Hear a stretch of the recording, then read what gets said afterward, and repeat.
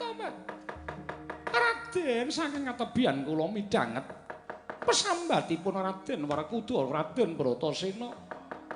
Jebul panjenengan kenging daya kemandhen ngados mekaten boten saged nglawat Raden.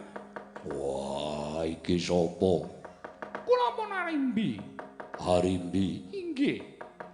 Menawa paduka Raden kersa kula caosi senjata pitulung. Srananipun kula ingkang saged mberat penandang paduka Raden.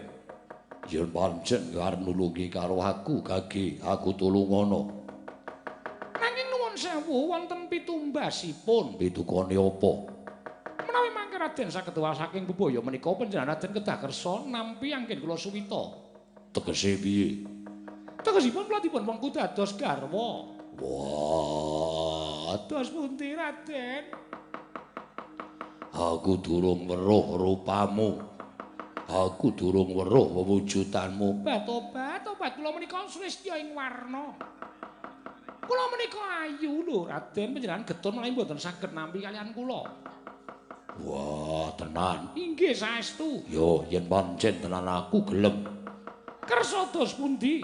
Gelem nampa paswitanmu. Kula aturi sumpah Raden. Wah, dadak sumpah. Kedah ngaten awit kula menika apal kalian bangsanipun priya. Menika asring tumindak cidra. Mboten netepi dhateng sumpahipun, tobat.